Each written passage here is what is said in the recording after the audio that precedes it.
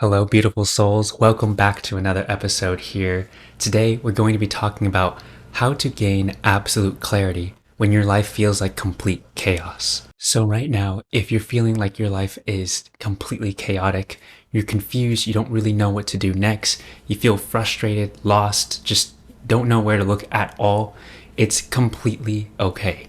It's a totally normal and human experience to be lost, to be frustrated, to just have no idea what to do next. And even if we ask someone, it probably just makes us more confused based on the advice that they give us because it's causing some friction that we know we don't really want to do.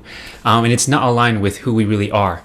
So it can really feel isolating because the more that you try to look externally for answers, the more confused we get because everyone has an opinion, everyone has advice they want to give us. And I think this is a quote from The Alchemist, but it seems like everyone else always know what you should do, but not what they should do themselves.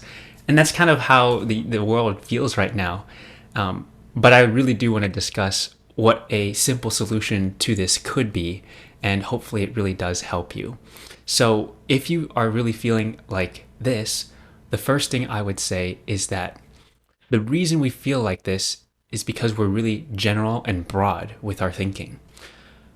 Usually, if we're frustrated, if our life feels like it's in total chaos, we make broad generalizations by saying, my life sucks, or I'm not happy, or I'm frustrated.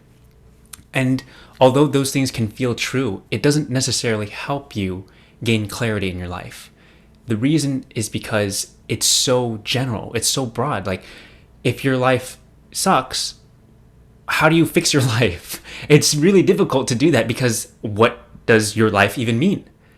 We have no idea. Could your life mean your professional life? Could your life mean your personal life? Could your life mean what you love to do? We have no idea. But if we keep staying general and broad, we have no idea what on the next step would be to find a solution for you and for you to gain clarity.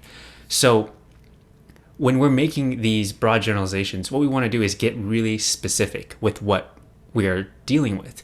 So, for example, if you're not happy with your life, what about your life are you not happy with? Get specific with it, and that's where you're going to gain clarity. So if you're constantly feeling like there's so many thoughts swirling around in your head, there's so much thinking going on, what you want to do is to begin honing in on something specific that is really troubling you right now. So ask yourself, what specifically is bothering you? Not just in a broad sense, but specifically. The next step is to really just dive deep and to start asking more and more questions. So I call this the principle of specificity. And this states that the solution is always in the specifics. And in our life, if we continually just make broad generalizations on things like most people are evil, or I'm not happy with my life, or I'm just frustrated with everything, there's no way you can find a solution. But the solution is always in the specifics. If you continually question your thinking and go deeper and find something very, very specific that is troubling you, you can always find some sort of solution there. And when you do get to the root cause of what's truly troubling you, the solution is always simple.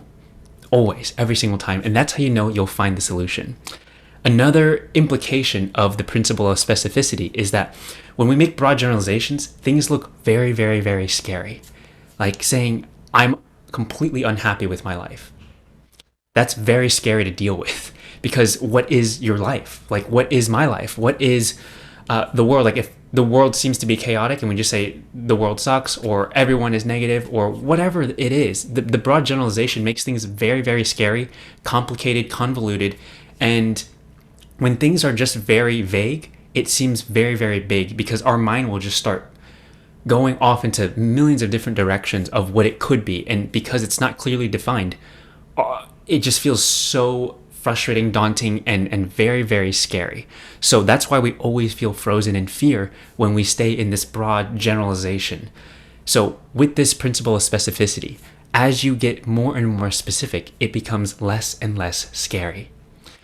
So do that and really start to monitor how you feel as you get more specific.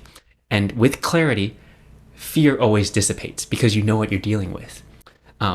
Once you get to a specific action item that you need to do, it may come up again in terms of the anxiety and fear, but it's going to be much less than dealing with the broad generalization. And the last implication of the principle of specificity is that specificity comes from inquiry. That's really the process of being able to attack head on what the chaos is in your life. The only way to do that and to get clarity is to go head on and to look at what's actually there, get very, very, very specific about what is troubling you and not staying at a bird's eye view and then getting into the trenches, getting into the weeds of the mind and seeing what's there. Things become significantly less scary when you do that. So that's really the process, and it's quite simple. Like I said, the truth is always simple. The solution is always simple. And that's really what you want to pursue in life, simplicity and truth. And from that, all peace, love, joy will just emerge from that. So that's really it for processing all of the chaos in your life, in being able to gain more clarity in your life. And it just follows this principle of specificity. So just to help make this concept a little bit more concrete, I'll give you a hypothetical example that we can walk through together. So let's say that you just say, my job sucks. I'm really frustrated with my job. That seems like a very daunting thing to try to tackle. And it's probably going to cause you a lot of frustration, angst, anxiety, fear, just a lot of resistance towards even going near this topic. But in our minds, if we keep holding on to, I hate my job, I don't like my job, it's pretty much impossible to tackle unless you just leave your job entirely, which might not always be the best case scenario or the most practical thing that you can do. But the job itself is very big in itself. Like, what is your job? Do you hate everything about your job? So you want to utilize this principle of specificity to dive deep and to really uncover and gain clarity on what it's truly troubling you with your job. So let's use this principle and see what happens. Let's say you're really frustrated with your job, you don't like it. Okay, what is it about your job that you don't like? Do you hate your job completely, or are there specific things that you do like or don't like?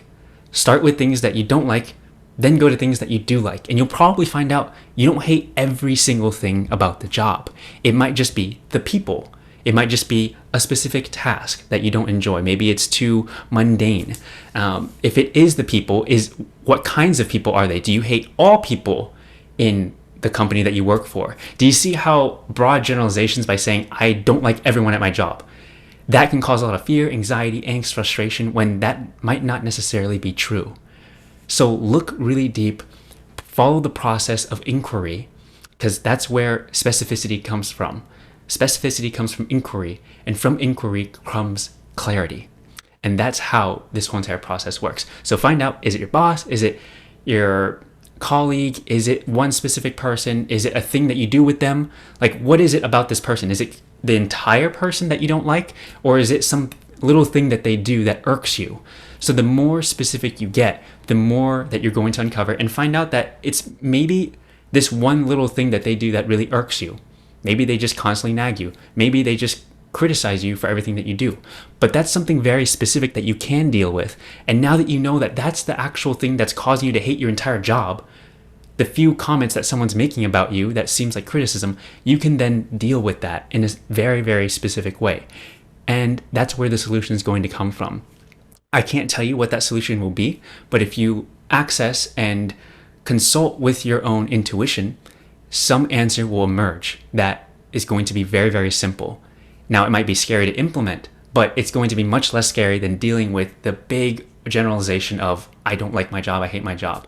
So try that on for size, follow this process of inquiry, and see what emerges from it. I really do hope this helps you. This has helped me tremendously in my life and everyone that I've shared it with.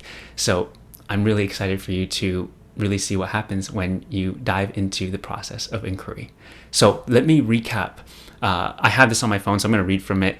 But I really do want to make sure that this summary gets through and that things are very, very concise for you. So forgive me for reading from the phone. So the principle of specificity states that getting specific makes things less scary. Clarity comes from specificity. Specificity comes from inquiry, which is just asking questions. The solution is always in the specifics. And lastly, the solution is always simple. I love you all very much, and I can't wait to see you guys on the next one.